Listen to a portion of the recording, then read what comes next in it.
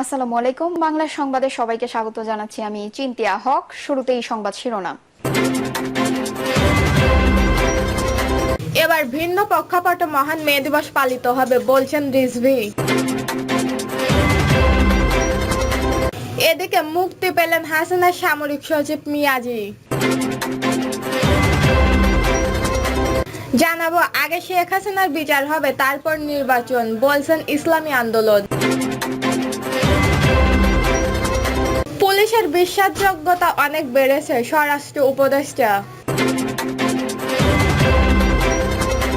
এবং সর্বশেষ জানাবো এনসিপি কোনো নির্বাচনী জোটে যাবে না, বলছেন নাহিদ।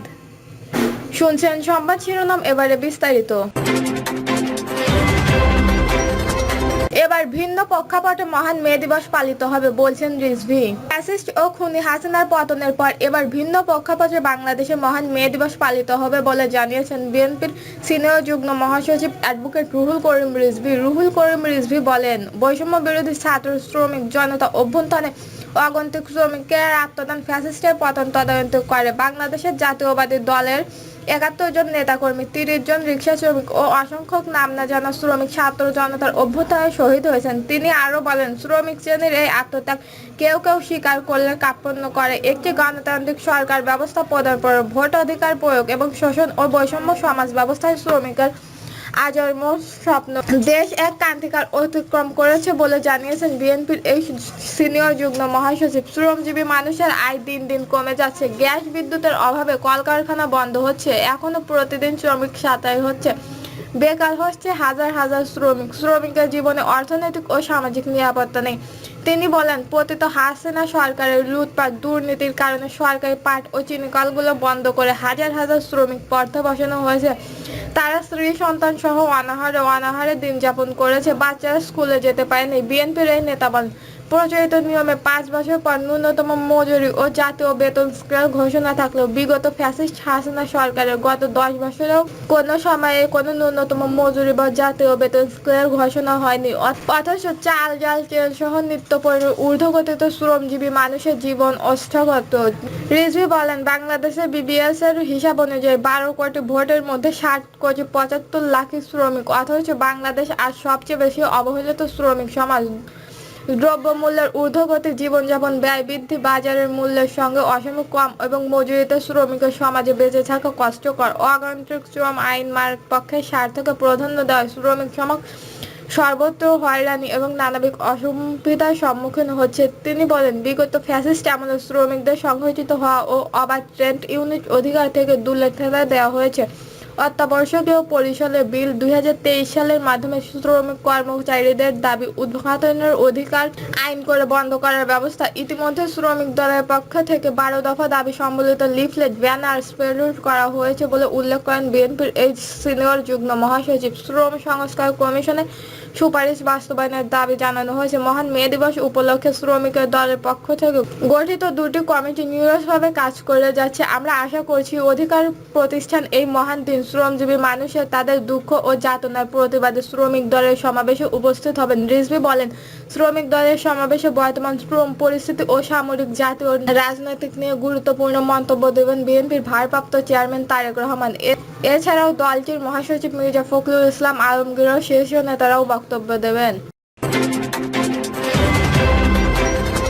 মুক্তি পেলেন হাসিনার সামরিক সচিব মিয়াজি। স্বৈরাচার শেখ হাসিনা ও সাবেক সামরিক সচিব ও ঝিনাইদহের ৩ আসনের সাবেক সংসদ সদস্য মেজর জেনারেল সালাউদ্দিন মিয়াজি কারাগার থেকে মুক্তি পেয়েছেন।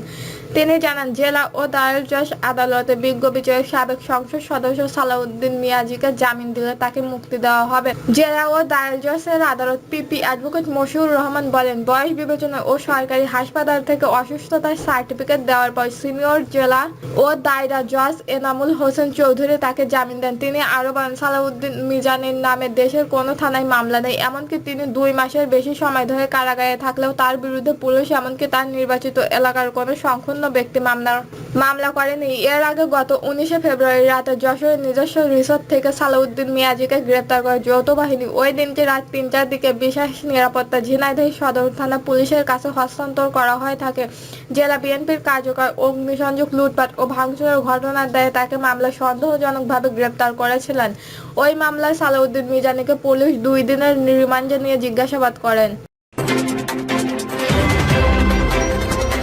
আগে শেখ হাসিনার বিচার হবে, তারপর নির্বাচন, বলছেন ইসলামী আন্দোলন। ক্ষমতাচূর্ণ প্রধানমন্ত্রী শেখ হাসিনা সহ তার সহযোগীদের দল ও হিসাবে আওয়ামী লীগের বিচার ও প্রয়োজনীয় সংস্কার শেষে নির্বাচনের পক্ষে জামায়াত ইসলামী বাংলাদেশ। দলটির আমির সৈয়দ রেজাউল করিম বলেন, যে ফ্যাসিস্ট হাজার হাজার মায়ের বুক খালি করেছে, সন্ত্রাসহারা করেছে, আমাদের দেশের টাকা পাচার করেছে, তাদেরকে তাদের দলবলের বিচার আগে হবে, তারপরে নির্বাচনের চিন্তা আমাদের মাথায় আসবে। আগে প্রয়োজনীয় সংস্কার হবে, তারপর নির্বাচন। ইসলামী আন্দোলন আমির বলেন, স্বাধীনতার 53 বছর ধরে বাংলাদেশের সুন্দর ধারায় রাজনৈতিক চর্চা হয়নি, বরং বারংবার দেশের মানুষের রাজনীতিবিদদের মাধ্যমে ধোঁকা খেয়েছে। কিন্তু জুলাই গণ অভ্যুত্থানের পর একটি পরিবর্তন চিন্তা আমাদের কাজ। এরই অংশ হিসেবে আমাদের এই বৈঠক, আমাদের এই ধরনের বৈঠক চলতেই থাকবে। নির্বাচন প্রসঙ্গে সৈয়দ রেজাউল করিম বলেন, এখন অনেকে বারংবার নির্বাচনের কথা বলছে, অথচ তারা পর্যালোচনা করে দেখেন সংস্কার ছাড়া নির্বাচন হবে, সেই 53 বছর ইতিহাসের পুনরাবৃত্তি হবে। নতুন করে যে চাওয়া সেটি আর হবে না। আলোচনা সভায় ইসলামী আন্দোলন বাংলাদেশের পক্ষে উপস্থিত ছিলেন মহাসচিব মাওলানা ইউসুফ আহমেদ, প্রেস মিডিয়ার সদস্য মাওলানা মোখলেস বিল্লাসী আল মাদানী, অধ্যাপক আশরাফুল আলী আকদ, যুগ্ম মহাসচিব মাওলানা গাজী আতাউর রহমান প্রমুখ। আর এনসিপির পক্ষ থেকে উপস্থিত ছিলেন আহ্বায়ক নাহিদ ইসলাম, সিনিয়র যুগ্ম আহ্বায়ক আরিফুল ইসলাম, আতিক মজলিস, সরোয়ার তুষার প্রমুখ। পুলিশের বিশ্বাসযোগ্যতা অনেক বেড়েছে, বলছেন স্বরাষ্ট্র উপদেষ্টা। গত 5ই আগস্ট ছাত্র জনতা গণ অভ্যুত্থানের পরিস্থিতির তুলনায় বর্তমান পুলিশের সামর্থ্য, মনোবল ও বিশ্বাসযোগ্যতা অনেক বেড়েছে বলে মন্তব্য জানিয়েছেন স্বরাষ্ট্র উপদেষ্টা লেফটেন্যান্ট জেনারেল মোহাম্মদ জাহাঙ্গীর আলম চৌধুরী। বাংলাদেশের আইন শৃঙ্খলা পরিস্থিতি ও নিরাপত্তা প্রসঙ্গে রাষ্ট্রদূতের প্রশ্নের জবাবে তিনি বলেন, বাংলাদেশ ঢাকা আইন শৃঙ্খলা পরিস্থিতি ক্রমে উন্নত হচ্ছে, তবে এটি আরও উন্নতর সুযোগ রয়েছে।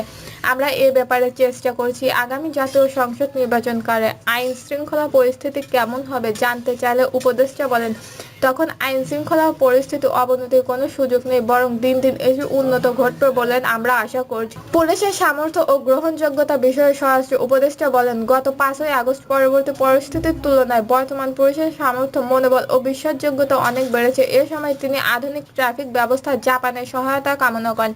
এছাড়াও তিনি নৌ পুলিশ এবং কোস্ট গার্ডের প্যাডেল ভেসেল ও আধুনিক যন্ত্রপাতি দিয়ে সহযোগিতা এবং অধিকাংশ পুলিশ সদস্য জাপানের উন্নত প্রশিক্ষণ প্রেরণের জন্য রাষ্ট্রদূতকে অনুরোধ করেন। কৃষি উপদেষ্টা বলেন, জাপান বাংলাদেশের উন্নয়ন অন্যতম প্রধান অংশীদার ও পরীক্ষিত বন্ধু। জাপানের আন্তর্জাতিক সহযোগিতা সংস্কারের মাধ্যমে দেশটি বাংলাদেশের কৃষিখাতের উন্নয়নে ব্যাপকভাবে সহায়তা করে আসছেন। এনসিপি কোনো নির্বাচনেও জোটে যাবে না, বলছেন নাহিদ ইসলাম। জাতীয় নাগরিক পার্টির আহ্বায়ক নাহিদ ইসলাম বলেছেন, আগামী নির্বাচনের রাজনৈতিক দলগুলোর মধ্যে ঐকমত্য তৈরির জন্য কাজ করছে এনসিপি, কিন্তু কারোর সাথে নির্বাচন জোটে যাবে না। নাহিদ বলেন, নির্বাচন সমবয়সীদের নিয়ে সরকার যে ট্রায়াম্ফর্ম প্রস্তাব করেছেন, আমরা প্রাথমিকভাবে সেটা সমর্থন করি, তবে তার আগে মৌলিক সংস্কার প্রশ্ন ও আওয়ামী লীগের বিচারের প্রশ্নের সম্মুখীন বিষয়ে সুরাহা হতে হবে। তিনি আরো বলেন, সংস্কার বিষয়ে আমরা জুলাই সনদের কথা বলেছি। নির্বাচনের ক্ষেত্রেও আমাদের দাবি গণপরিষদ নির্বাচন। দল হিসেবে আমরা এই নির্বাচনগুলোকেই ফোকাস করতে চাই। নাহিদ ইসলাম বলেন, আমরা যেহেতু জুলাই অভ্যুত্থান থেকে উঠে এসেছি, তাই আমাদের মনে করি আমাদের এজেন্ডা মৌলিক সংস্কার ও ন্যায় বিচার। আমরা সেই এজেন্ডার ভিত্তিতে বিভিন্ন রাজনৈতিক দলের সঙ্গে বসেছি। সেটার ভিত্তিতে মাঠের ঐক্য হতে পারে, রাজনৈতিক ঐক্য হতে পারে, তবে নির্বাচনের জন্য আমরা এখনো কোনো ঐক্যে যাচ্ছি না। এই ছিল এখনকার সর্বশেষ নিউজটি ভালো লাগলে একটি লাইক দিন, কমেন্টে আপনার মতামত জানান এবং আমাদের পাশে থাকার জন্য বেল আইকনটি অন করে রাখুন। ধন্যবাদ।